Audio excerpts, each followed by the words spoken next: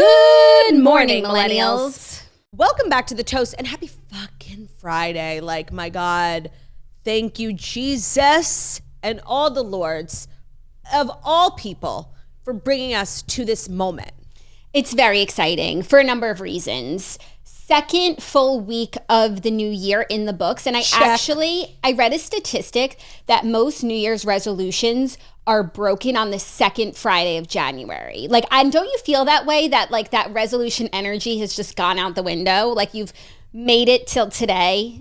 I don't relate to that because my relationship with resolutions is like, I don't do them.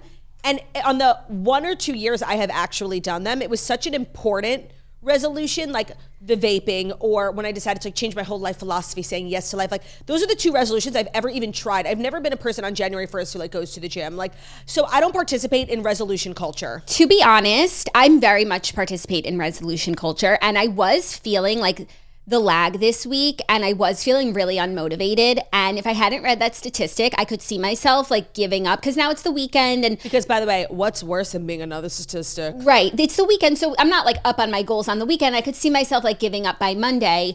But now that I read the statistic, I do not want to be just a statistic. So I'm going to carry on. I have my water jug. We are drinking less and less before the show every day, which is good because I can't keep running to pee.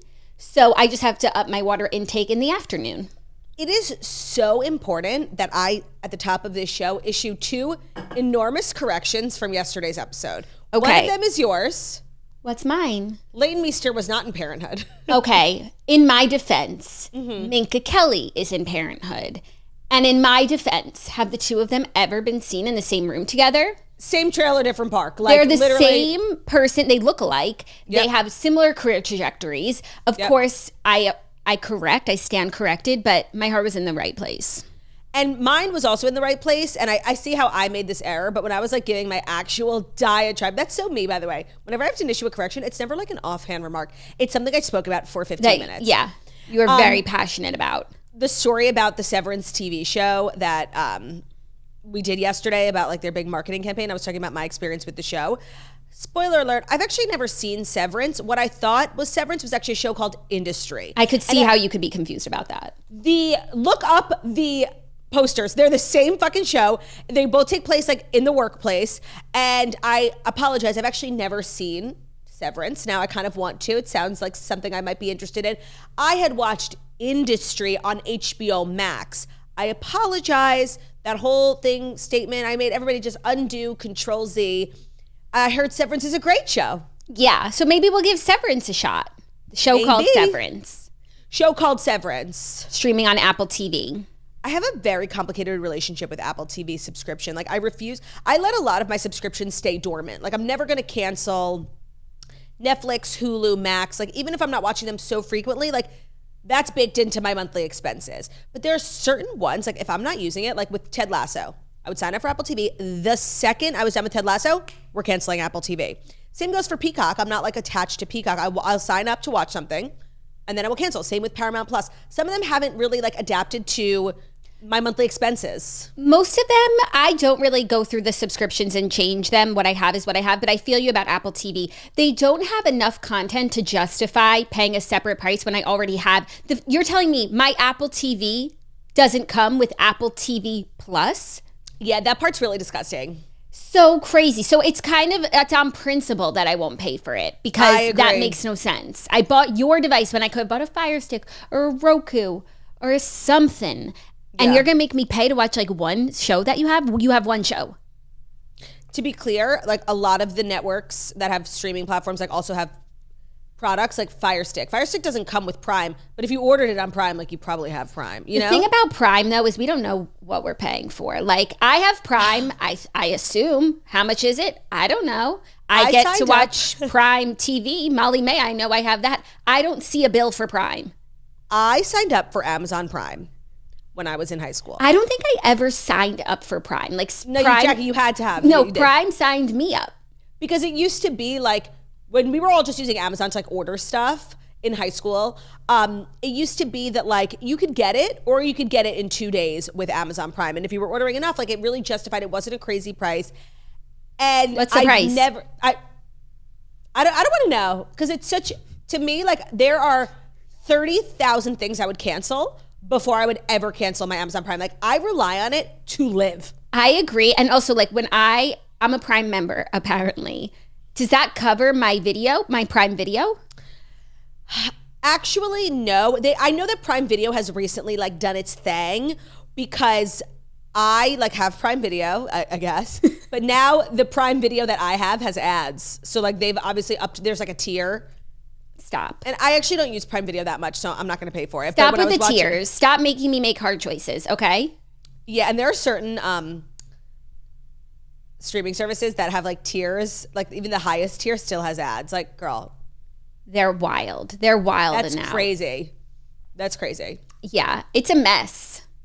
It's a mess. And I actually, not a resolution, but at the beginning of the year, because I pay my taxes at the end of the year. So in December of last year, I paid my taxes. And of course, then I always want to start out after that, like being a little bit more fiscally responsible. So one of my goals was to get all my subscriptions in order. Like, I just know, sometimes I see a charge for like $1 for like a VPN I used once. And that was like a year ago. So that's $12. Like, so I really want to get my subscriptions in order.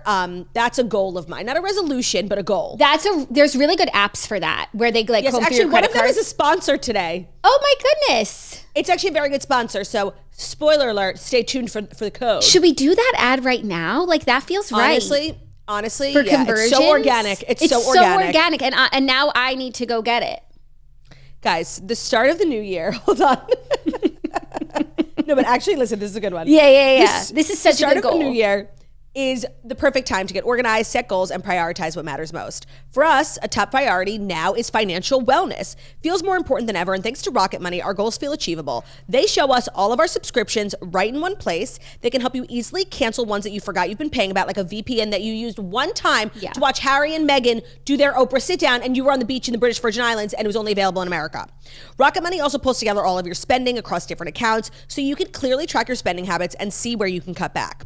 So you're going to be able to see all of your subscriptions in one place, know exactly where your money is going. For ones that you don't want anymore, they can also help you cancel them, which is like, once you know what to cancel, that's the easy part. Physically going and remembering, no, Rocket Money does everything for you. The dashboard will give you a really clear view of your expenses all across your account.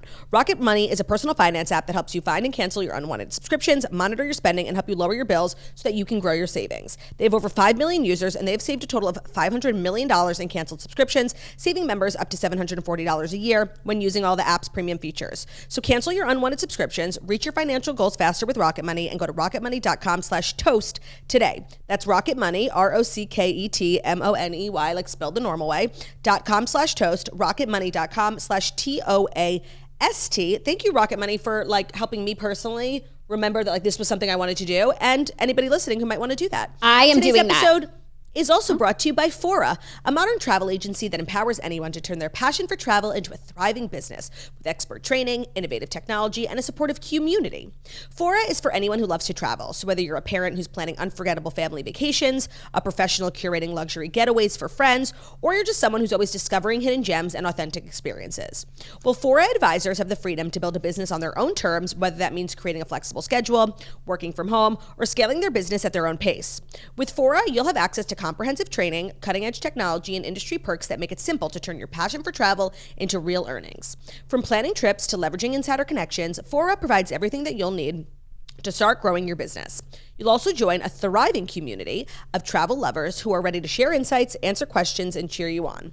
Through meaningful collaboration and support, you'll never feel like you're building your business alone. And for the first time ever, am I okay? Jackie, Forever, for the first time ever, Fora is gifting the Toast listeners an exclusive offer. So if you join today, you will receive $50 off an annual membership, and you'll be able to skip their wait list because you shouldn't have to wait to start making travel your business today. So visit foratravel.com, F-O-R-A travel.com/toast. Let them know that you came from the Toast when signing up. That's Fora Travel, F-O-R-A travel.com/TOAST, to let them know that you came from the Toast when signing up. I have to say, I feel like a little off kilter, you know. I know. And I want to make it clear, because like that did look like it could have been like scripted, that whole thing. That was so organic. That was so organic. And I will be using Rocket Money. And also, just to say, I have an announcement. which is that I alluded to yesterday, Redhead's Drama. The book that I chose is inaccessible, unavailable. We don't like that, not working. So I've chosen a new book and I just want to announce it here. I'm going to post a little podcast clip to the Redheads. I'll announce it on Instagram, but I just want to get it out there. We will be reading The Wedding People by Alison Espach. Oh my God, I've been hearing all about that book. It's on my list. We're reading it for the Redheads. Join us. I'm very excited to see you like choose something so trendy. It's everywhere. So I've seen it a couple different places. I was really leaning on AI to help me pick a book because I was like giving them like what we like or it's and this was one of the choices I almost picked, but it felt really trendy, kind of like a rom-com. I'm like, I'm not in that mood. They gave me this thriller that I wound up picking that's only available in the UK. So if Molly May wants to join the Redheads, like she could have.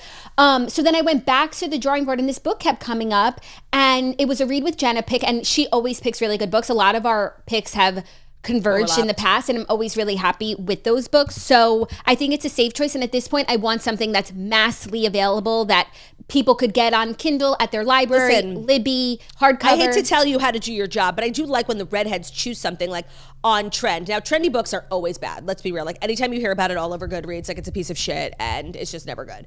Having said that, like this is a business, the Redheads, I know. And it's good for you guys to be on trend. The thing is, I go through waves of that feeling where it's like, let's read the book that everyone's talking about. But then it sometimes doesn't live up to the hype. We don't have like the best conversations. A lot of people have already read it and discussed it. And it's like, we're just circling the drain. So then we're like, let's read a book that everybody's reading for the first time. But I also don't want to pick something from 10 years ago because maybe people did read it 10 years ago and then they don't want to listen to the episode now. You know, it's really a dance. And then the craziest part is that we haven't read the book. So we don't know if it is a good book. If I was doing recommendations about books I already read, easy as pie. Easy. Yeah, that's so true. So well, I wish you the best. I really do. It was inevitable that something like this would happen. We will be reading The Wedding People and I'm very excited.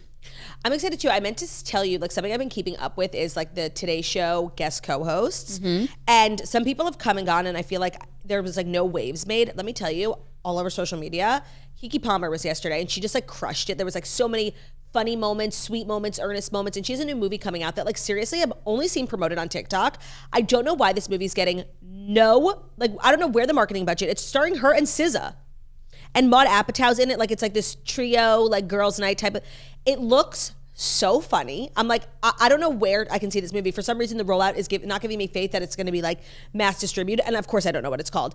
But so she's doing a lot of press and people fucking loved her. Like, I think if she wants the job, there has been such positive feedback from Keke and Jenna that I actually think the job is hers to turn down. I think she would be fantastic. I wonder if she wants that job because it does mean you kind of have to hang up some of your other hats. And she's someone who always has like multiple projects because she is a multifaceted entertainer. So just to be sat there 5 days a week, very routine, I don't know if it's her dream job. No, and I think that's why the job tends to go to women who are a little bit older in the industry because they've done that, you know? Yeah. They've spent their 20s and 30s like doing the most and trying every opportunity. And then it's nice to have some stability and just go to work every morning at the same place. It's not for everyone. I agree. Like you can't have like a thriving acting, comedy. She's like really also an influencer, a podcaster. You can do all of that while also being like a daytime daily host. Yeah. So, but I'm happy to see her getting like the feedback and the respect that she deserves. I'm just not surprised. Yeah, things that don't surprise me. That. You know what, but has kind of confounded me? Me and Ben had like this 30-minute conversation last night that we actually ended up in a fight in because like I thought he was giving such bad answers. I have been singing Guilty as Sin like by Taylor Swift. It's like been stuck in my head. And I keep getting stuck on this lyric that like I actually, it could be in Chinese. Like I do not understand it, okay? Mm-hmm. You can probably help me. And I said to Ben, I'm like, what do you think this means? It had been like bothering me all day. And he gave like such a wrong answer. I'm like, okay, never mind. Do you think he would give a right answer? Sometimes he's very profound. And I'm like, okay, you know what? Never mind. Like I asked the wrong person. I should have asked Jackie. So tell me what you think this lyric means. Okay. If long-suffering propriety is what they want from me, they don't know how you've haunted me so stunningly. So what the fuck does that mean? I think first of all, had to Google what propriety means. I don't know what propriety means, but I'm going to use context clues. Okay. What it means is like forcing someone to conform. Like acting proper. Okay, propriety. If long-suffering propriety is what they want from me, say the next half. They don't know how you've haunted me so stunningly. Well, before you gave the definition of propriety, I was going off of like suffering, and it's like they want me to suffer for a long time, and they don't know. Propriety is negative. Like saying, okay, they've wanted me to suffer propriety for a long time, and they don't know that you've haunted me so stunningly. Haunting is a negative thing. Like they don't know that I've been suffering propriety. Okay, but then the next lyric, I choose you and me religiously. He's making you suffer. Why do you choose him? I mean, that's a classic question. Like, literally ask any girl in a relationship or that's pining after a person that doesn't want her. And yeah, the choosing you and me religiously is what's making her suffer. Because it's long-suffering propriety, and he's haunting her because he don't want her. Who's it about? Maddie Healy. Yeah, this makes sense. Does it? Because Ben was getting stuck on the word stunningly, like saying that it was about like beauty. Goodness. No. Yeah, no, I'm like, no, you're wrong. Like, you are wrong. Yeah, no, it's just an adjective that rhymed. Right. I'm like, but the stunning, I said, Ben, the stunning doesn't refer to a person, it refers to the haunting. Like, it's a possessive adjective. Yeah. And he was like, no. And then we just started fighting.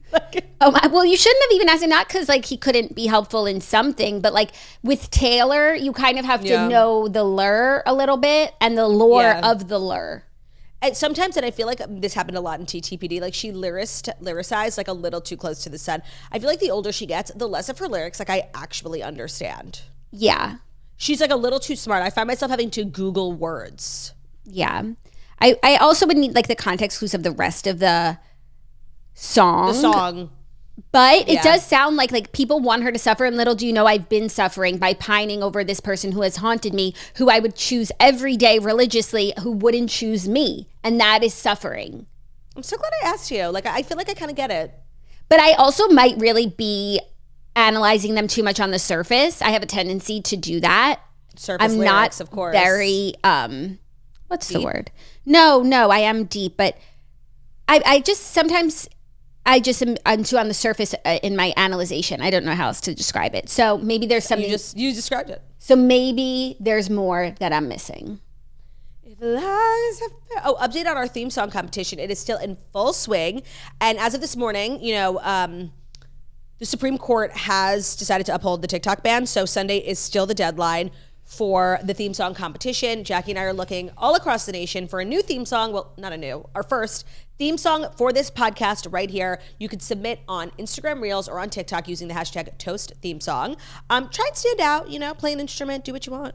And we're looking for like a 30 to 60 second jingle, not too long, not too short. Of course, the one and only social media competition we've ever run that's taking place on TikTok ends on the day that TikTok will be banned. So if we want to sit down and watch all the TikToks on Sunday and make a decision, like we actually can't. Oh my God, we're gonna have to save and like screenshot the profiles of people. I didn't even think about that. I do think like the people who have really put their whole selves into this and like are real contenders on both. are on both, but just keep that in mind. That is so crazy. We've never done anything like this, and of course we chose the day. You know what? We're gonna have to do Saturday night scroll. Yeah, Saturday night. But the competition is not over. If you have not submitted yet, we really encourage you to. This has been so much fun. Oh, also the winner wins $5,000. That's like a huge part. And a contract with Toast Studios. So that's just huge. Right. That's kind of worth more than the $5,000. And we're really excited. So hashtag Toast Theme Song. I've been loving watching everybody's competition submish. And yeah, this has kind of been like one of the best weeks of my life because of it. Yeah, it's been really fun. And I'm mostly excited to have a theme song. Because some of the ones that I've listened to have given me chills, which is also like, if you don't give me chills, like whether it could have been the best song, but it didn't give me chills, so it's not going to win. And just to have that experience every day, I think will be really parge. Yeah, and I'm like struggling because the one that I think is best, there has been another one that I was singing in my head all day yesterday, which is kind of like the benchmark of a good theme song. So I'm feeling really torn, but I'm also still open. If somebody, I can't stress enough that the competition is still open. Like, I think also that we'll pick our favorites 2 or 3, and then maybe we'll like ask friends and family to vote. And that won't be like the decision, but that might help us see what the people gravitate towards. It's a very 100%. Intricate decision and voting process. It's so complex. A lot of people don't understand how hard we work personally on this. It's kind of like American Idol. Like everybody has, because there are certain videos on TikTok that have gone viral. One of them is like 250,000 views, but like, and that's great. That doesn't equal winner. Oh, no, it just means that we will see it for sure. Even though we will see all of them because we'll just scroll to the end of the hashtag. People liked it. Like that's good too. That's true. That is very true. So there's a couple of buckets that go into the final vote, which is like Claudia and I, our friends and family, like social media reception. It's just, it's a very layered and I would say complex equation. Yeah. Resulting in the best result, wouldn't you say? I would hope that the equation would result in the best result. But, you know, time will tell. Okay. And what do you think about this? If we're between two options, if we had like an intro song and an outro song? No. Okay. Like, that's where the podcast gets like crazy. Like, more songs. Like, just more songs. I mean, I think like if none of them work out, we could always do, what if he's written Mimel on my upper thigh? That's always an option. That's guilty as sin, I just learned. Yes. So that's, of course, again. We could also do, and I'll never stop singing my Pargy song. Like, we have options. If we like took the time, we could have done this ourselves. Yeah, but who wants to do that when we're busy women? Host a competition. We are busy women. I'm such the Simon, though, wouldn't you say? Oh, actually, no. I think you're so Paula. Like, you think everything is so good. Like, I'll send it to you and you'd be like, oh my God, I love it. I'm like, really?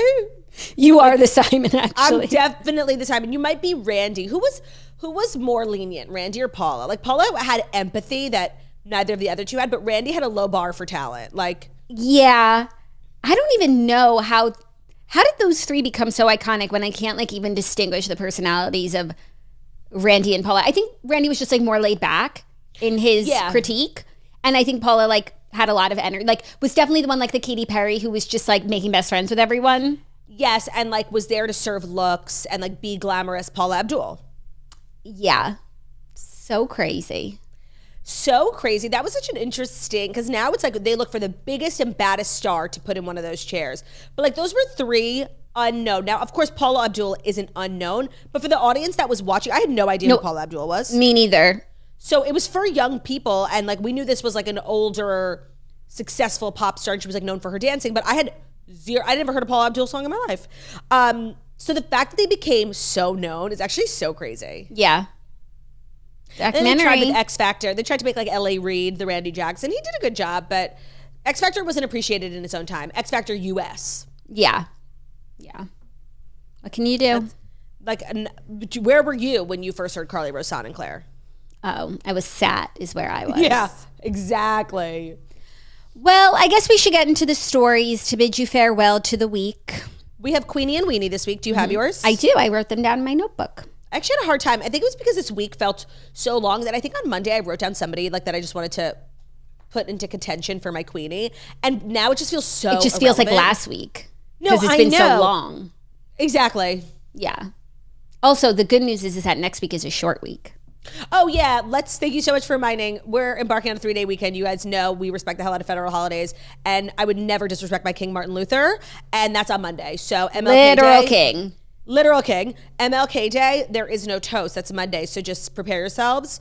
I think that's a federal holiday that's widely respected. Like some like certain holidays have become like everybody goes to work on Columbus Day. And people are like, oh, really? You have off for Arbor Day? Yeah, I do. So not all of them are as respected, but I feel like everybody's off on Monday. And I do feel like after 2 long, hard, full weeks, like we need a day off as a society, 1000%. not just us. Like it was a lot coming back into the new year. Agreed. And with like the TikTok ban, like we all need time to sort of like reset. Yes. And as you said, like Monday is just a big day for the world. Also like with the hostage deal, like it's just a big day. So yeah, we'll be off. I just wanted to say one thing, like not to like bring it up after like you said hostage deal, so it sounds so vain, but Sorry. I was just when we were adding to our list, like our Monday list, I realized like if the deal goes as planned, like the first hostages are set to be released on Monday. Okay, so I'm actually not going to say what I was going to like now. Well, okay, let me say like just something else, and then you can say it. Don't forget, New Redhead's book is The Wedding People. It's going to be an amazing episode with fun with friends and family.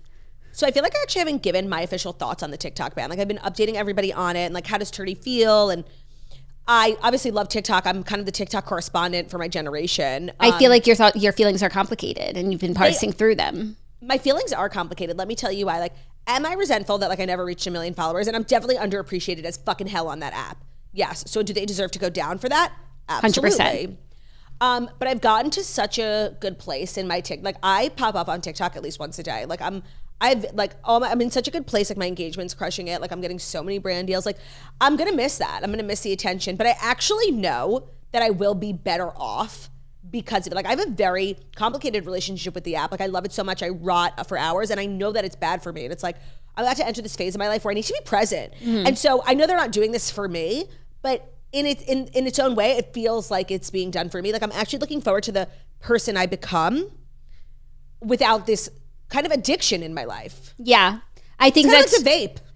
I loved it, but I hate it. I agree. I do think it's coming back though. So like this will be short-lived. And on the plus side, like all the money that the brands were spending on you on TikTok, that like you would be missing that, like those brands will spend that money elsewhere, whether it's on Instagram, on the podcast, although, in live can you events, explain something to me? Trips to the Cape. Me and Ben were like talking about like China yesterday, obviously. Okay. What else do two people talk about? And he was asking like why, okay, so like China's stealing our data and spying on us for sure. Like why is that bad? And I was like, oh, well, and I love to cite the 60-minute segment I once watched that like actually really colored a lot of my opinions on TikTok and like how they really do use it as like a weapon. They use TikTok, this amazing algorithm in China to like further the education of minors and teach kids to, you know, valuable lessons in math and STEM. And then they use that same sort of algorithm to target Americans to rot the American brain. Fat, lazy, and mentally ill. Like, yeah. And they use it like they convince people like on TikTok that you have mental illnesses that you don't have. Like it's actually the 60-minute segment, if you just Google it, it was actually really powerful. Like, because at first I was like, who gives a fuck? So I was telling Ben that. He's like, no, that I know. But like the actual data, like, okay, so they have our data. Now what? Well, what's bad? So I think for a regular person who's not remarkable, it's like not a huge deal to have your data. Yeah. But then there are people like they get into your phone, they get into your Wi-Fi network. There are people whose parents work in government. It's ways to get, amongst other threats, but it's ways to get proprietary information that maybe just the 13-year-old dancing in their room doesn't know, but like their dad has, or mom has government secrets. Or mom. Okay, then explain this to me, because everybody, like, and you just said, like, you think it's coming back for sure, even though the Supreme Court has upheld, like, the legality of banning it. They say, like, no, the law, there's nothing stopping the law from stopping this ban. Like, it's legit. They just said that this morning.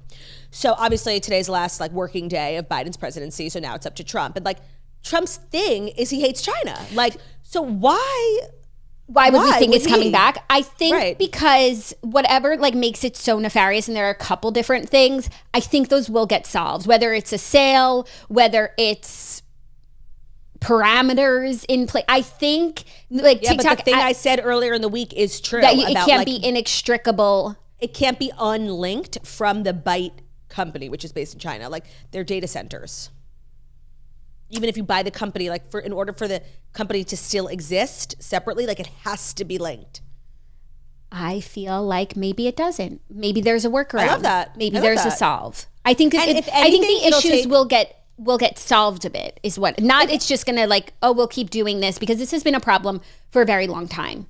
And then Ben also had an interesting point. He was like, you know what? And Ben doesn't like come at this with any sort of agenda. He's just like a curious person, which I like. And he's like, but you know what? Like if anybody started an app 8 years ago and was able to sell it today, it's worth $400 billion. That's like the market value. The fact that they don't want to sell it, like that gives nefarious vibes, because the whole point of starting like a tech company is to like, you know, sell it and make money. And you've successfully built the biggest one in the shortest amount of time. And now we're like, the government is begging you to sell it, begging. And you won't? Why? Yeah. Because money maybe wasn't your goal, spying on 13-year-olds whose dads work in government. Well, and that's just like one case of how they could spy, but just like they had the spy balloon, like they like to see what America, like then they have like full visibility. I get it. Into like, American life. We are so interesting. Like if I was living in China and I worked for intelligence, I would want to know what was going on here too. Like we are the most fabulous people. We are so complex and we are of course not perfect. But like if I could spy on any country, like of course I would want to be this one. We are sick. We're gorgeous. God bless America. Like I get it. I get the intrigue, their obsession. Like I get it. Yeah, it's real intrigue. Think about all the people who live here. First of all, us. Like who's more interesting than us? I know. They totally want in our FaceTimes. Like they're tea. If I was a Chinese spy, I would say I want them first. Yeah, I'd say these girls are really high threat and we need to be listening to everything. We are high threat. We're extremely influential. Yeah. Well, they can hear your end of the call, not mine. So true. How do you feel actually? And I feel like you haven't been annoying about this at all. As somebody who has resisted TikTok for these reasons, there have been like from day one, like weird concerns about China. And at first it was like a conspiracy theory, and now it's like at the Supreme Court. And you have sort of stuck to your guns, and we all made fun of you, and it has made your life difficult, and honestly difficult of, for the people around you to download and sending. And you not only like, do you feel vindicated? You haven't been like annoying about it at all. No, I don't feel like I was right or anything, because it's not like this was a working theory that I had. Like I was reading the same stuff as you guys. I just like took it more seriously. Right. And then there were also like, aside from like the spying, like it definitely, the mental health, I just realized like how much time I would be spending on my phone if I had TikTok. And not that I don't spend a lot of time on my phone, but it's not a number I want to add to. And I'm just really hopeful. Like I hope that people come to Reels, because then Reels will get even better. And more brands on Instagram, whenever they're like, do you have TikTok? I'm like, no. Like, okay, Yeah. cha-ching down the toilet. It's so true. But by the way, I think what you said is super, like we could all like talk about China. Like what the fuck do we know? I actually think like the mental health implications for an app that is so targeted towards young people, like that's the benefit of it getting banned. Like obviously the national security, which is like a little high level for me. I'm not going to pretend to understand it, but like I won't be, if I had like a teenager right now, I would be thrilled. Right. So I think it will be a net good thing. And all social media is like ripe with issues.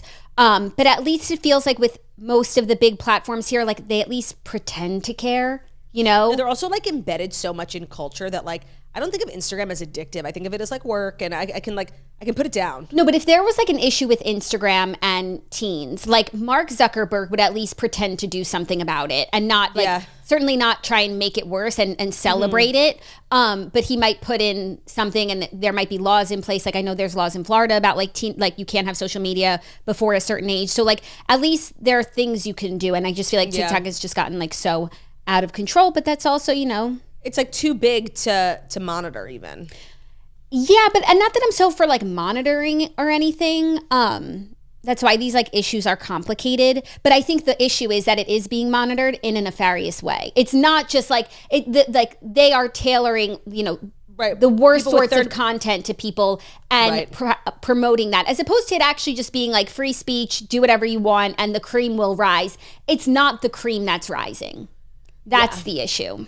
How do you feel about like proceeding with the remaining ads? Like, are we gonna dive into the Fast Five stories? So we have one more ad break.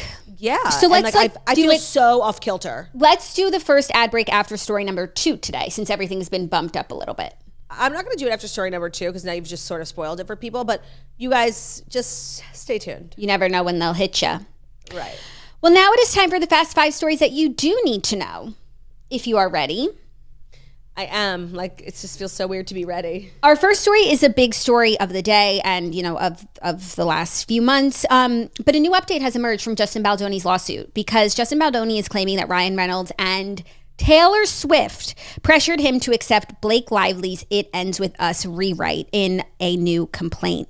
So Justin Baldoni has filed a $400 million lawsuit against Blake and her husband and their publicist on Thursday, January 16th, less than a month after Blake filed a complaint alleging sexual harassment and a retaliatory smear campaign. And so this is a 179-page complaint. There's a lot of discovery and things, and you can go read all of that. However, among the claims made in this complaint, he alleges that Taylor Swift and Ryan Reynolds pressured him into accepting one of Blake Lively's rewrites for the film. Christy Hall is credited as the screenwriter who adapted Colleen Hoover's blockbuster novel. So in the pre-production phase, Lively allegedly asked to take a pass on the film's rooftop scene, where her character Lily meets his character Ryle for the first time. Justin was, quote, reluctant to let her rewrite this key scene per the complaint, but agreed to take a look at what she put together. Justin claims her version was, quote, dramatically different from how it was originally written, and after his, quote, exceedingly mild resistance, Lively, quote, went silent for multiple days, and later said in an alleged text message that his reaction to her rewrite, quote, didn't feel great for me. Or to Reynolds and what Baldoni characterizes as, quote, another mega celebrity friend. A text message included in the filing reveals that, quote, influential and wealthy celebrity friend is Taylor Swift. Justin claimed that he was, quote, summoned to an earlier meeting with Ryan at their New York City penthouse, where the pop star Taylor arrived and began praising Lively's script. Baldoni understood the subtext. He needed to comply with Blake's direction for the script. Per the complaint, he felt he didn't need Ryan and her mega celebrity friend to pressure him, so he texted her that while her changes made the scene, quote, so much more fun and interesting, he would have felt that way without Ryan and Taylor, adding a playful emoji. Blake allegedly responded by comparing herself to the Game of Thrones character Khaleesi, and that Ryan and Taylor are her two dragons.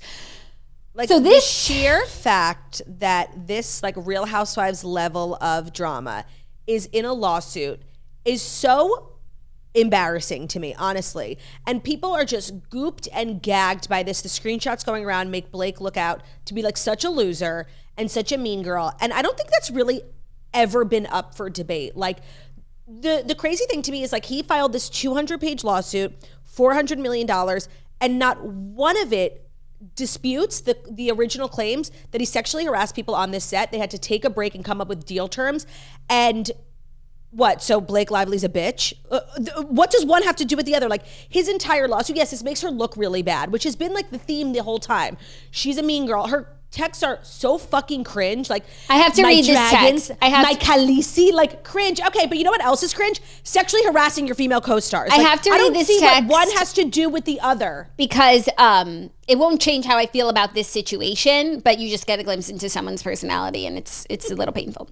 She said, if you ever get around to watching Game of Thrones, you'll appreciate that I'm Khaleesi. And like her, I happen to have a few dragons, for better or worse, but usually for better, because my dragons also protect those I fight for. So really, we all benefit from those gorgeous monsters of mine. Stop. No, I actually cringe. Like my there's a chill down my spine. Smiling emoji. You will too, I can promise you. And like, great. Let's say Justin Baldoni is telling the truth. Everything in his 179-page lawsuit is completely factual. Okay. Blake Lively and her fancy husband and her fancy friend Taylor Swift like wanted to take over the project. Not a crime. Definitely like a bad personality trait.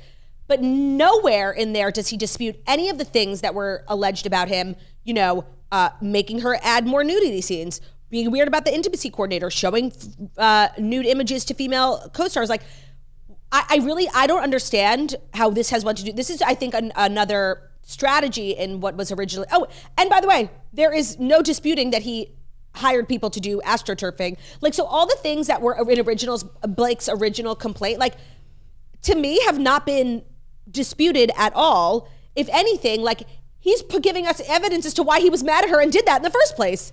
And she told on him to SAG about his inappropriate behavior, and then she wait, oh my God. It's crazy how your brain like just turns off. Like he's mad at her because, and did all that because, oh yeah, she told on her to SAG and she was like a pain in the ass on set. So I think here, and it's getting confusing and I think that's the intended effect, but he is trying to also prove why he hired Crisis PR, because all of the things that happened that he's not disputing, there was beef and there were disagreements and creative disagreements and a million other things. And so he's showing why he went on the defensive, which then it looked like an offensive. Right, but the crazy thing is to the public, no one was ever Team Blake. Like she never put together any sort of strategy when the movie was coming out. It was all making her look bad. So he's like, I was on the defensive. From what?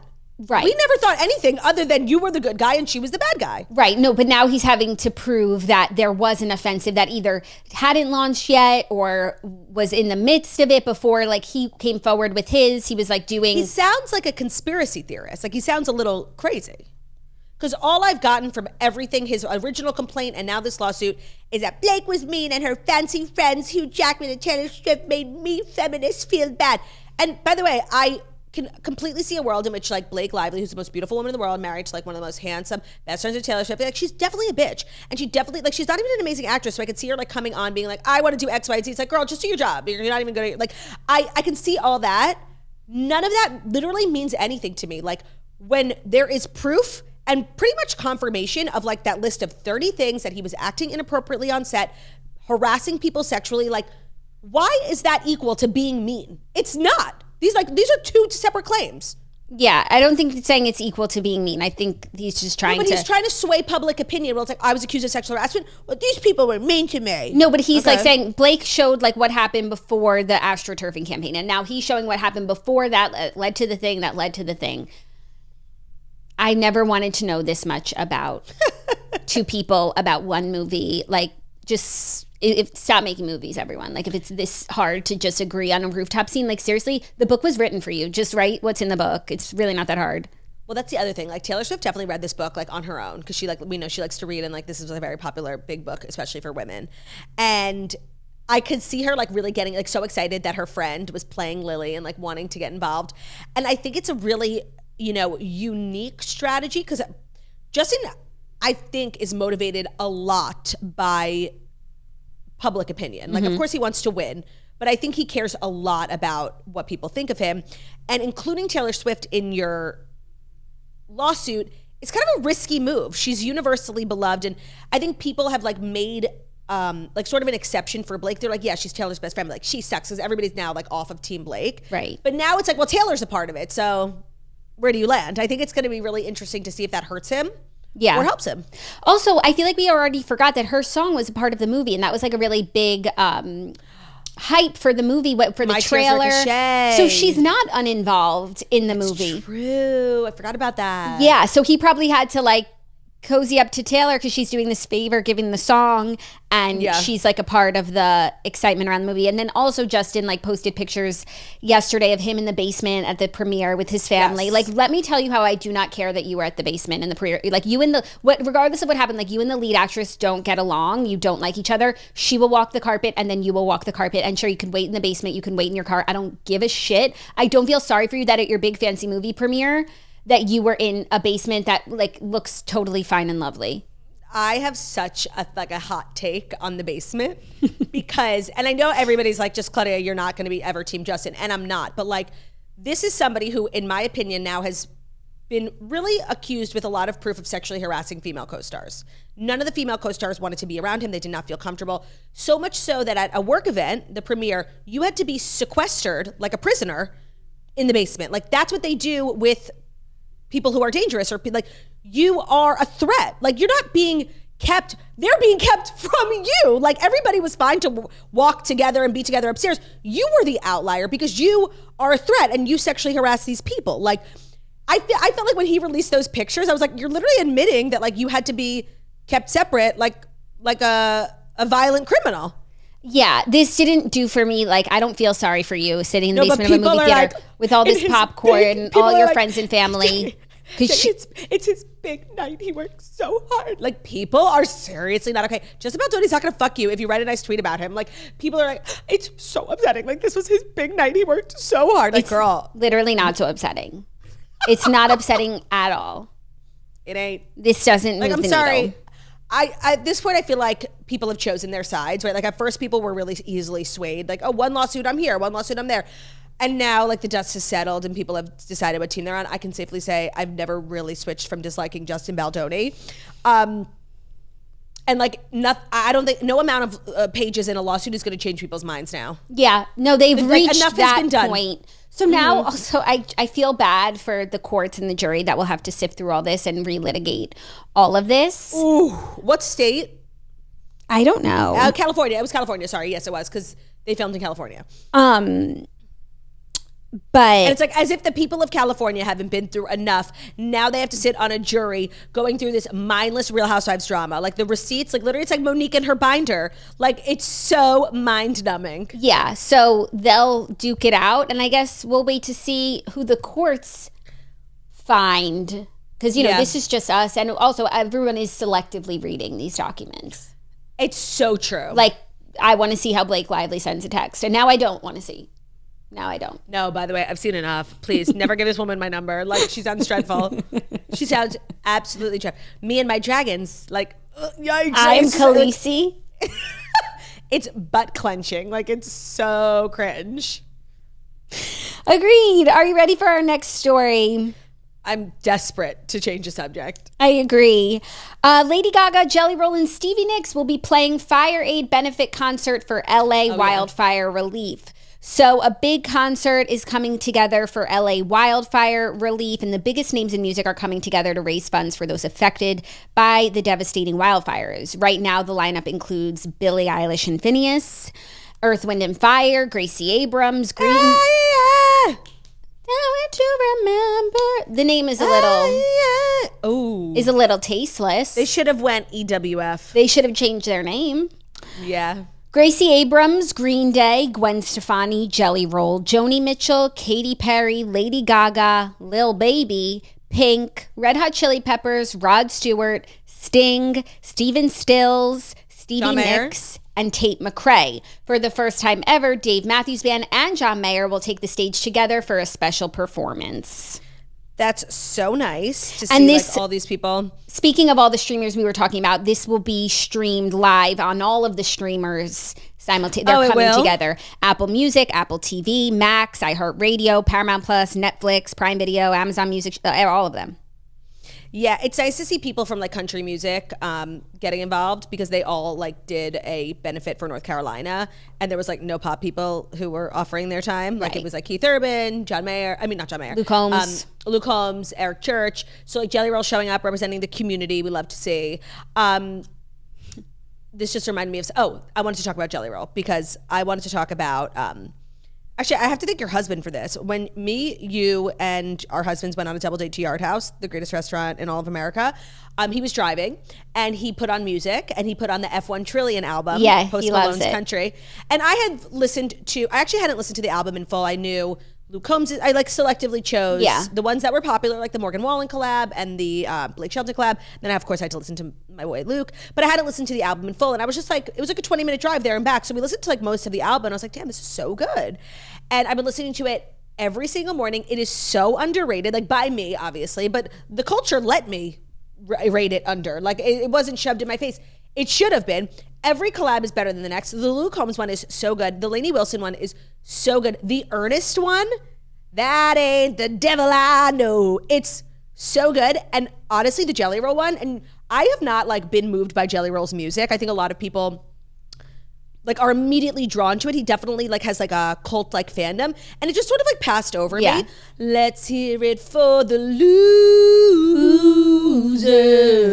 It's so good. It's made a Jelly Roll fan out of me. Like this album, I can't believe I lived with it for months and did nothing about it. Like it's so good. It's so funny because I have different favorites than you from the album, like Wrong Ones with Tim McGraw.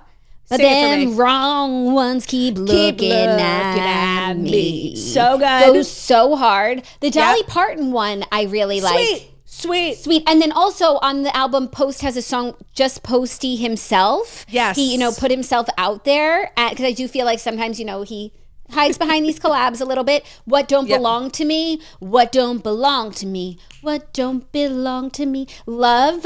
Also, if you like that Jelly Roll song, there's one other Jelly Roll song in Jelly Roll catalog that I like. I know. We listen to it every time we're in your car. Well, just because I play my like songs, and that was the first one when you were here. Liar. Yes. You ain't nothing but a liar. Yeah, there was also one song I did not like. I can't remember it. Why focus on the negative? I just wanted to say I apologize to Malone and the entire Maloners. That was wrong of me to sit on it. It's actually amazing. It's one of the best country albums this year. Mm-hmm. Like he should be nominated for Grammy of the Year country album of the year. I'm down. Like it's really Parge. Really Parge. I'm sorry it took me so long to get here. Inappropriate. Well, you're here. We're happy to have you. That's all that matters. Mm-hmm. And you're really not that late, like considering. So true. I've been later. How late? Downton Abbey. Anyways, this concert-a-thon sounds really nice and some great performers and really beautiful way to come together for the community. I think you mean the community. Correct. So that's all to say on that. And all that to say is brought to you by Quince. With the new year comes a new opportunity to reimagine ourselves and, more importantly, our wardrobes. This year, we are resolving to refresh our looks with quality pieces, but of course, staying on budget, as that's kind of the theme of today's episode. And now we can do that thanks to Quince. We think everybody needs Quince items in their life, specifically some of their best-selling items like their cozy Mongolian cashmere sweaters. They start at just $50. Tell me where you can get a cashmere sweater for $50. There's no better workout motivation than having new active wear, and their moisture-wicking bras and leggings are designed to move with you during your workout. So however you're choosing to refresh your look this year, whether you need new outfits for vacations or new outfits for work, being like a corporate baddie, all Quince pieces are priced 50 to 80% less than similar brands. They're able to do that by partnering directly with top factories, cutting out the cost of the middleman, and passing the savings on to you, the customer. They only work with factories that use safe, ethical, and responsible manufacturing practices. And of course, Jackie Goldschneider approved, they use premium fabrics and finishes for that luxury feel in every piece. Quince is really like, I feel like the theme for the last year for us has been like, we're buying less things but better things. And Quince is a great place to do that because you can buy really like luxurious items that are made really well, but they're really priced fabulously. So upgrade your closet this year without the upgraded price tag. Go to quince.com/toast for 365-day returns. They have the best returns policy, plus free shipping on your order. That's QUINCE.com/toast to get free shipping and 365-day returns. Quince.com/toast. Today's episode is also brought to you by Honeylove, one of my favorite places to shop for shapewear, bras. Honeylove is a brand that I actually got targeted on Facebook like a million years ago and has become a go-to destination for me, especially at this phase of my life. I'm buying new bras, new underwear, new undergarments every month because I'm growing so rapidly and I have different needs. And I think that Honeylove is a great option. They're an independent female-founded brand. Their products are intelligently designed by women who actually wear them. They recently launched their Cross Flex bra, which is designed to support you all day in and out of your workout routine, so you can wear it during your workday and during your workout. Their bras are supportive. They are wire-free. I have not been able to wear a wire bra since the day I found out I was pregnant. Like, it's not the phase that I'm in. And finding options that are still really supportive, because while I can't wear an underwire, I still have enormous jugs, is really hard. So a great bra is really the foundation for a great outfit, but also a great day. So start every outfit with Honeylove and elevate your style. Their shapewear is also fabulous. It's designed to move with you. You could say goodbye to pesky shapewear that rolls down as soon as you hit the dance floor that actually makes you nauseous. You have to like throw it out in the women's room. Treat yourself to the best bras and shapewear on the market. Save 20% off Honeylove when you go to honeylove.com/toast. Use that link to get the 20% off. If you don't use it, you will not be able to get that discount. That's honeylove.com/toast to find the perfect fit. After you purchase, they will ask you where you heard about Honeylove, and please support the toast by telling them that we sent you. Elevate your comfort, elevate your style with Honeylove. That's HONEYLOVE.com/toast, honeylove.com/TOAST. Today's episode is also brought to you by Fatty 15. We're super excited to share with you guys that C15 from Fatty 15, which is the first essential fatty acid to be discovered in more than 90 years, is an incredible scientific breakthrough to support long-term health and wellness, and you guessed it, aging and longevity. So the co-founder of Fatty 15 is a doctor who discovered the benefits of C15 while working in the Navy, and based on over 100 studies, we now know that C15 will strengthen your cells, it's a key to longevity enhancement, and it helps to show biological aging at the cellular level. So to help fix any cellular fragility syndrome and further extend your health and longevity, a team of doctors working in collaboration with the Navy spent over a decade to develop the pure, optimized, and now bioavailable C15 ingredient, Fatty 15. They're repairing age-related damage to cells, protecting them from future breakdown. Their functionality leads to so many exciting benefits as you get older, and their science-backed, award-winning, vegan, patented, 100% pure C15 supplement is vegan-friendly, free of flavors, fillers, allergens, or preservatives, and it has 3 times more cellular benefits than an omega-3 or a fish oil. So if you're looking to replenish your cells with the essential C15 nutrient, Fatty 15 is going to effectively do that for you. They're on a mission to optimize your C15 levels to help you live healthier longer, so you can get an additional 15% off the 90-day subscription starter kit by going to fatty15.com/toast and using our code TOAST at checkout. That's FATTY15.com/toast. Our code is TOAST, fatty15.com/TOAST, code TOAST at checkout. Thank you, code TURT. Let's hear it for the losers. Our next story. Apparently, Bachelor star Matt James has blindsided and humiliated his ex-girlfriend Rachael Kirkconnell with the breakup post. So as we announced yesterday, Matt James posted the world's weirdest breakup announcement out of nowhere when the day before, 12 hours prior, they were posting together. Pizza in London, which could have been pizza in London last week, but still, you don't post something when you've broken up with someone. Within the same 24-hour cycle as your breakup post. And also, you don't post your breakup post less than 24 hours after you've broken up. And also, you don't post your breakup post with a geotag location, and you don't tag your ex in it, and you don't use a photo that's like literally not representative of your relationship at all. Yeah. Oh, and then have like a really weird, confusing caption about God. Not that there's anything confusing about God, but like it was definitely like a unique route to take. It was a unique route, but typically like there's time in between when you actually break up. So if you're broken up, I love what you're doing with the pen. So if you're You look like seriously a teacher. I love it. And I'm like on the board of the breakup timeline. Well, there's a lot to follow here. You break up, And then you hope that things are quiet and nobody realizes so that you could process a little bit. Mm-hmm. You wouldn't post new content with your ex because you guys are heartbroken and you're misleading people. And then you would post your breakup announcement, but there's too much crossover in the windows here, so it's hard to parse out what happened. However, Team Kirkconnell, a couple things are coming out about how... Do you say Kirkconnell or Kirkconnell? I feel like I used to say Kirkconnell, but then I remember like every time I would hear her last name pronounced, it was not how I pronounced it. Yeah, and now I think I say Rachael Kirkconnell. I think that's how people say it. Okay. So I'm just trying something on, okay? I like that she doesn't correct anyone. Yeah, I'm trying something on. Do your worst. I'm probably pronouncing it like the way I normally wouldn't, and it's still wrong. Yeah, that's still us, even when we try. So... sources are saying that she was blindsided and humiliated by this breakup post. She thinks it's just as weird as everyone else does. She didn't know he was going to do that and definitely wouldn't have approved of it if she did. And that's like what her friends had leaked to The Sun. I don't know how much I believe that, but she also liked a comment. That's why The Sun came up with these fake sources. Right, because they were like, they could see Rachel's self because she liked a comment that basically said like, this must be so blindsided. She was so blindsided. Yeah. And I think at first people took it as like she was blindsided by the breakup. But if you really think about the context of their relationship, it would make more sense that actually she broke up with him. Because the way it was going for him, he didn't have to propose. Everything's good. I got my girl. We're making content. But a woman is more sensitive to the timelines. And I think maybe she finally realized the lack of potential and the lack of a future to really ever get married. And she had made the really tough decision to break up with him. And then he, in retaliation, decided to because even if you have a contentious breakup as public figures, you sort of align on how to announce just to minimize any sort of to minimize this. Yeah. But he goes rogue and shares his unique. I don't think she broke up with him. Oh, I think he broke up with her? He broke up with her and then also posted about it prematurely without telling her. So she's heartbroken. And now everybody knows, kind of like Brianna Chicken Fry. And just the way there's a lot of Zach Bryan was blindsided by the announcement. Not necessarily the breakup. They were having issues for a while. They broke up a month before. Blindsided by the fact that she wouldn't even have a few days to just process it before everybody knew the news. So I can see being blindsided, maybe not by a breakup, you're in the relationship, you know what's happening, but by the fact that someone would put it out there long before they needed to. No one was like, hey, we haven't seen from Matt and Rachel in a while.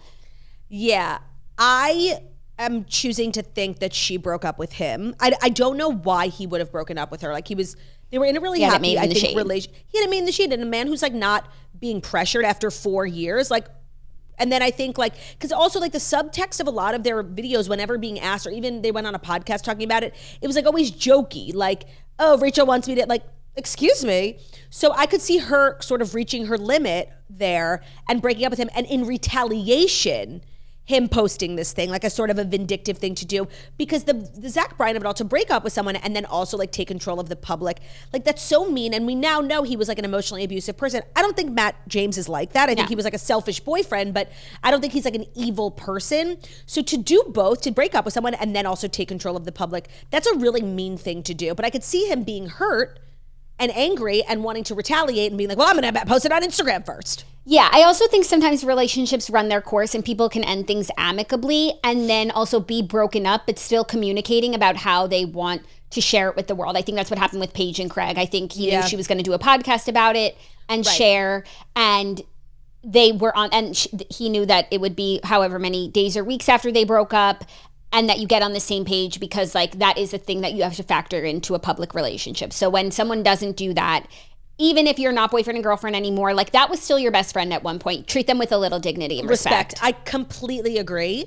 So I took her liking that comment as her being blindsided simply by the announcement, not by the breakup. Yeah, so now let me tell you, homegirl is active on social media. She liked one of my TikToks this morning. Oh, and not to make everything about me, but Ben thought it was so weird too. And Ben is friends with Matt. So we were Matt unfollowed both me and Ben. We don't know when.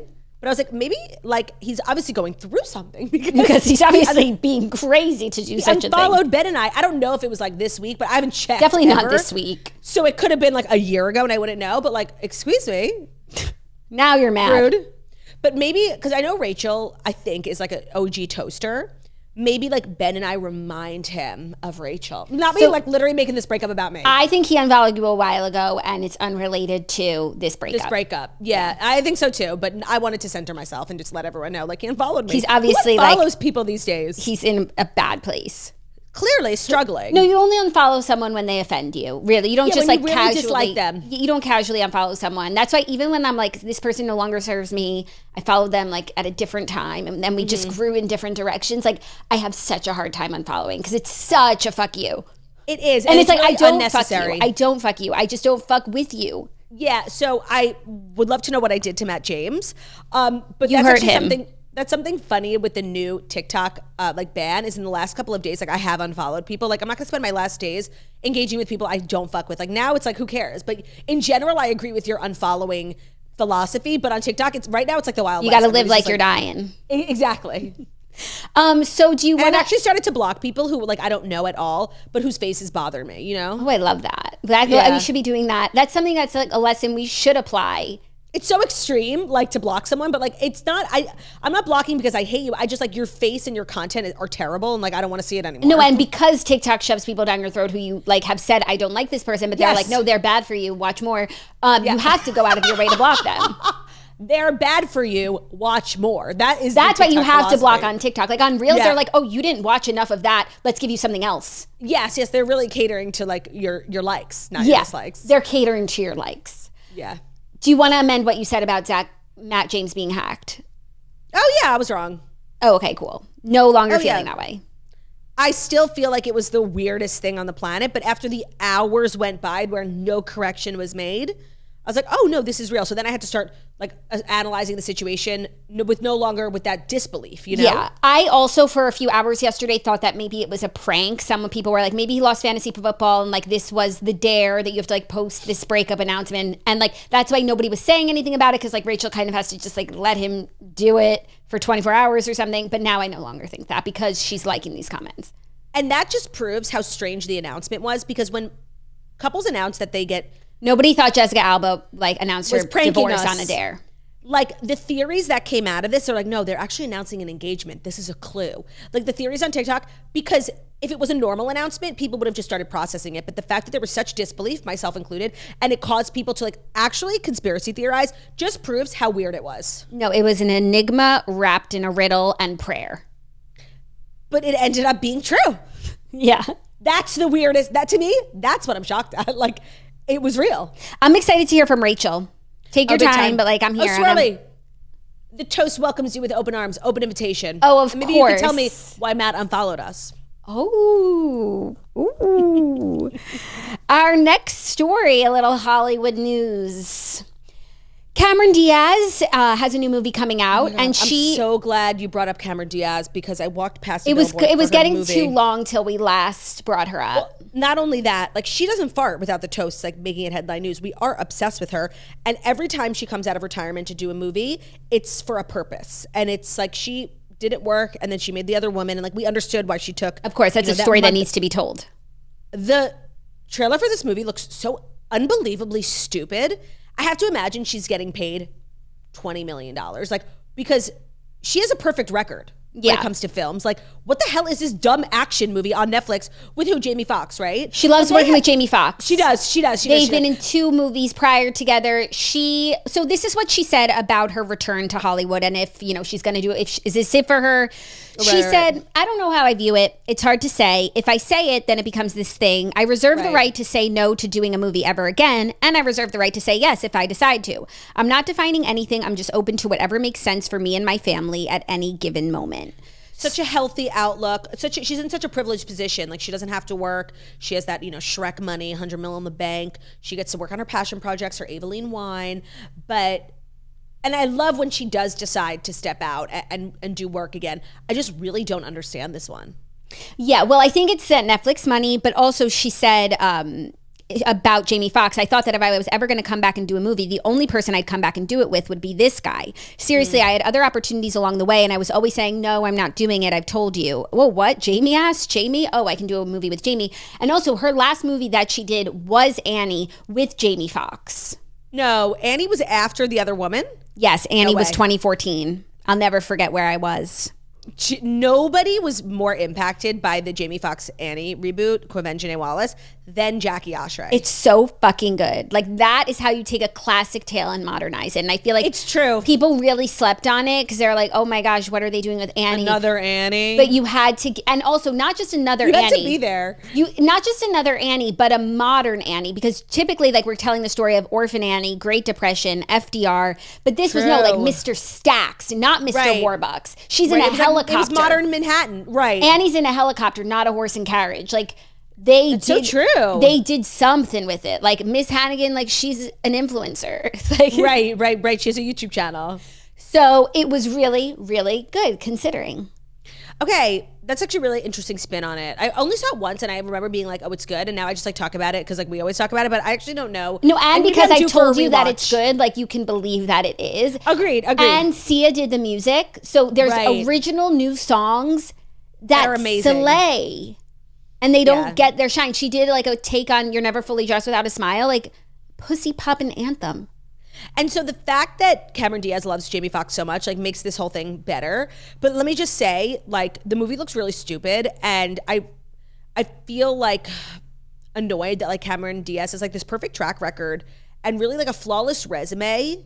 Tell me one bad movie she's made. Well, I'm going to go to her Rolodex. The thing about Cameron Diaz is it's not every single movie it was like a perfect script like The Other Woman. It's what she brings to the movie. So it's like, true. I don't even know if I would have loved Bad Teacher as much with a different bad teacher.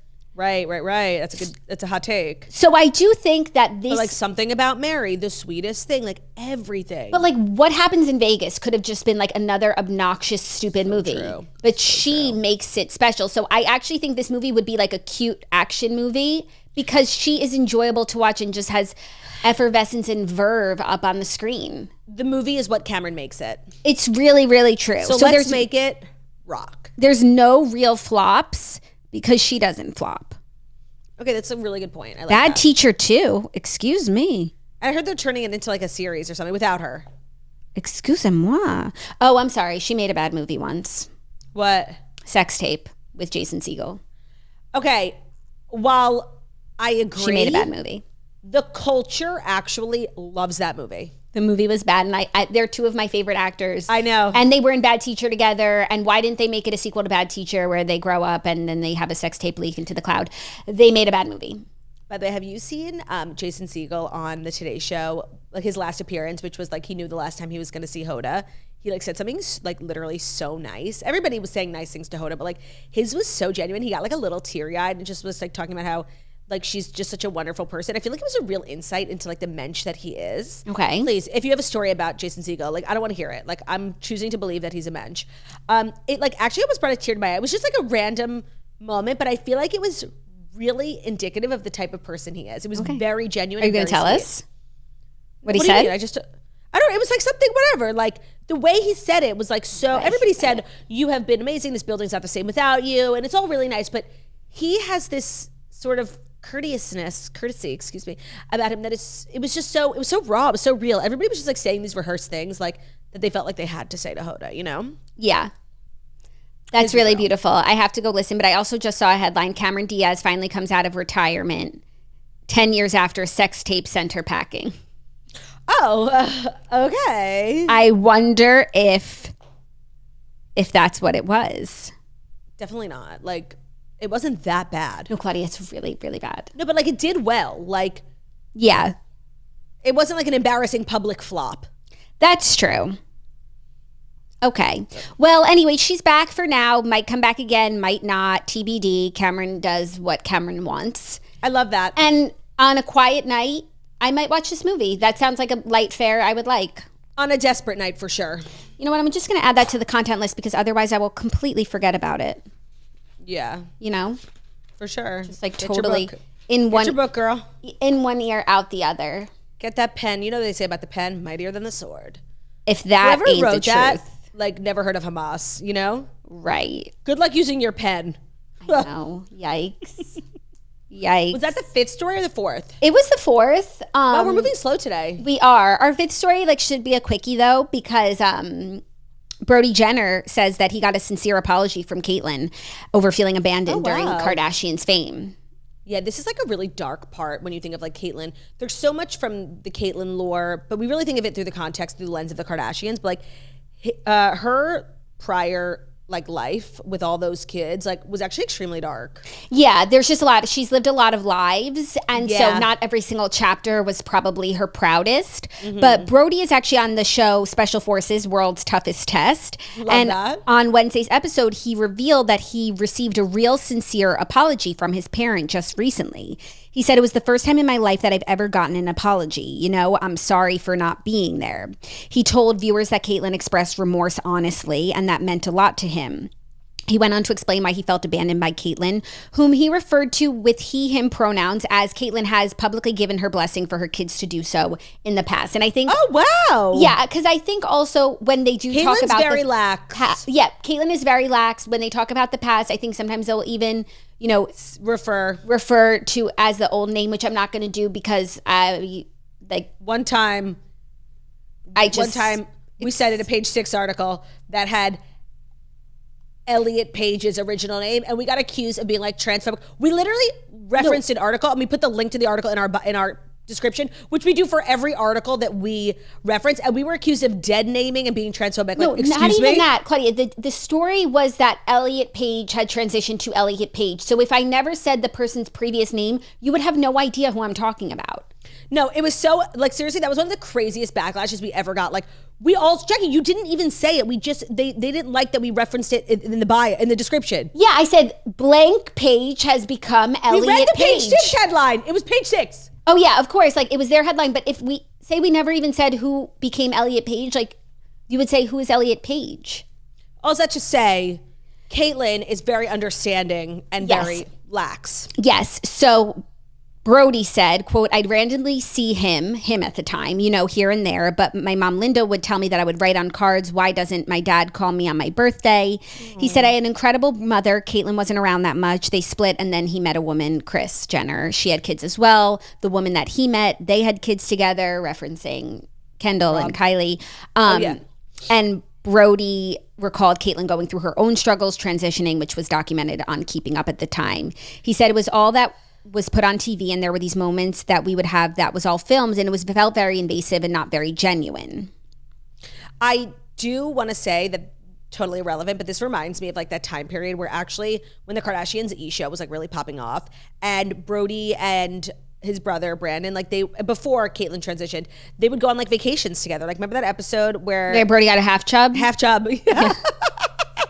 I like that you know what I was talking about. That was like kind of a golden age of television. Like we didn't appreciate it at the time, but now like the Hollywood significance of the Jenners, both Brody and Kendall, and then the Kardashians, and then it runs so deep. That was so crazy. That was such good TV. Yeah. No, now it's just a fact of life. Yeah. But it is so crazy.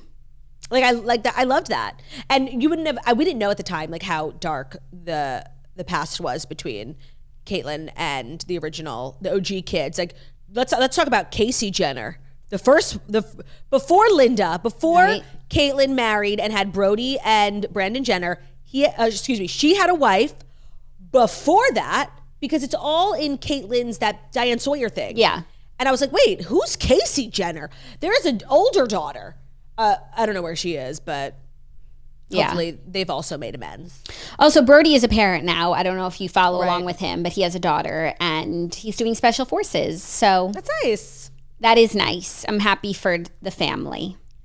Those were the Fast 5 stories. And before we wrap up for the week, before the long weekend, Jackie and I are going to do Queenie and Weenie of the week. One of our favorite things to do here every Friday. A great way to wrap up the week is to sort of look back and reflect and give out 2 awards. Queenie of the week and Weenie of the week. They're pretty self-explanatory. Who is somebody who acted like a Queenie this week, and who is somebody that acted like a Weenie this week? This is a reminder. It's a 7-day title. It's not that serious. Like, it's supposed to be fun. Yes. So I'll go first. My Queenie of the week goes to Spencer and Heidi Pratt. My Queenie was Spencer specifically. Well, Heidi for hitting #1 on the Billboard dance charts. The two of them, like, they continue to like emerge every few years, and people are reminded of like how just funny and great they are. And that's because they like really have it. I remember when Spencer came on our show when we were The Breath, and I seriously had tears in my eyes from laughing so hard at everything he was saying. Like I never laughed that hard anytime ever. And they're always like working hard and the cream rises. And I just feel like every few years, everyone has this renaissance with them. And we shouldn't forget how like funny and fantastic they are. And they also went through it. So I feel like every time they reemerge, they get even more vindicated from like their Hills villain. Because most people who like love Spencer now like weren't even socially conscious with the Hills, but like they were like the most hated couple in America. And they were making a lot of money and they were really famous, but like that was hard. So I feel like they constantly get revindicated, especially like Back to the Beach. I feel like everybody was just rewatching the Hills, Hills and the City and all those shows. And like you were rewatching it now as adults. And it's like they literally did nothing wrong. No, and also the proof is in the pudding. They are still married. Right. And like a lot of the issues was that Heidi was choosing Spencer like over her friends and stuff. But it's like that they're still married. Like they're that in love. They're each other's person. So the proof is in the pudding. Before that, when Spencer's like Snapchat got really popular, like he goes through Taylor these like Swift. These waves of like people remembering. And so they're obviously going through a very hard time right now, but they are just like so entertaining and in love. And I'm just happy for the success that they're having amidst tragedy. Yeah, I decided to make him my Queenie of the Week for all those reasons that you stated, but also because like the way he's chosen to build back his life while never taking, like never, he's really, I know it's like funny because like he's the one posting all this content, but it's all about Heidi. Like he is propping up the woman in his life and he's just like doing what a man should do to, you know, make money, build a life. And like, I'm sure on top of that, the emotional like damage of losing it, like I can't even imagine. So they're doing all of that while dealing with that hard stuff. And I just love the approach he's taken while like centering his wife. Like my wife is a star, my wife is hot, my wife is everything. He hasn't been saying like me and Heidi, it's just Heidi's song, Heidi's this, Heidi's music video. Like I just love it. Yeah, agreed. What are you writing down? Your Queenie, because remember I'm starting to write all of them. The record, let the record books reflect. Let the record reflect. Put it in the Toast Museum. Oh, my Weenie. Oh, also I wanted to give an honorable mention for Queenie of the Week to Tarte. Like they really gave me so much enjoyment this week. I was like watching, I spent so much time making content, reading content, watching content about the Tarte trip. It was fucking funny and I enjoyed every minute of it. So honorable mention. But speaking of TikTok, my Weenie of the Week is actually like all the people who are just like sort of mindlessly signing up for Red Note. One, because that's really not the way like social media apps take off. You can't force it. So everybody's like, Red Note's the new TikTok. It's not. And the next TikTok, if there is one, like it will happen very organically. So you can't plan for these things. And like reminds me of Threads. And also, what was that other one? Lemonade. Lemonada. Lemonade. The last time TikTok got banned, well, not banned, but it was like 30 days, whatever. Everybody signed up for Lemonade. They're like, it's the next big thing. And did it take off? No, you can't predict what the next big thing is going to be. And like, you're sort of not understanding the threat. Like the Supreme Court doesn't just ban apps for a reason. So it's like, yeah, we can think it's stupid or annoying or wrong, but like there's valid reasons. So just to like march into the Chinese army, like Red Note, sign me up, terms and conditions, here's my data, like with like almost no care in the world, it's kind of Weenie. Yeah, that's super I will not Weenie. be signing up for Red Note. Don't look for me there. Yeah, even Threads that got millions of users in one day, the biggest app growth of all time in 24 hours. Zilch. You can't predict these things. That's why TikTok was such an anomaly. Yeah. It was Musical.ly and all these kids. And the next thing you know, it's a $400 billion app. Like you can't predict it. So good luck with what's going to happen to your phone if you have Red Note, but it ain't be me. It ain't going to be me. My Weenie is Matt James. For the announcement, the confusion, not consulting with his woman. And now actually makes you appreciate those joint statements that are like, we have decided to go our separate ways, because that just shows like respect for your partner. Agreed. And this shows like going rogue and disrespect. So that's my Weenie. And also unfollowing like two fabulous creators is also Weenie-like. Two fabulous creators. He's obviously like not interested in Queenie-like content and just Weenie-like content. Well, that's what will serve him. I wonder if she still follows him. Oh, that's a good call. Check. Because that's grounds for unfollowing. I made sure she still followed me. I'm like, maybe they both hate me. She still follows you. Let's see, Matt. Yeah, don't worry. She still follows because she still follows Matt. Well, that'll be like a big thing when she unfollows him. And she didn't ask for this drama. So she's not prepared. Yeah, she's not prepared. So just take it easy, Rach. Enjoy the long weekend. Yeah. Guys, thank you so much for a fabulous week. We're back on Tuesday. Don't forget. Thank you so much for listening to the Toast on Monday Morning Show, where we deliver the fast five stories you need to know every Monday to Friday on YouTube. So if you're watching us on YouTube, feel free to subscribe and give this video a thumbs up. We're also available as podcasts and where podcasts can be found. So it's Spotify, iTunes, Stitcher, Public Radio, iHeartRadio, Castbox, all the places where listen to podcasts. Find us at Toast, leave a 5-star review about how beautiful, sunny, and wickedly talented we are. Love ya. Bye. Let's go for the heart, Claude. Moving over a little.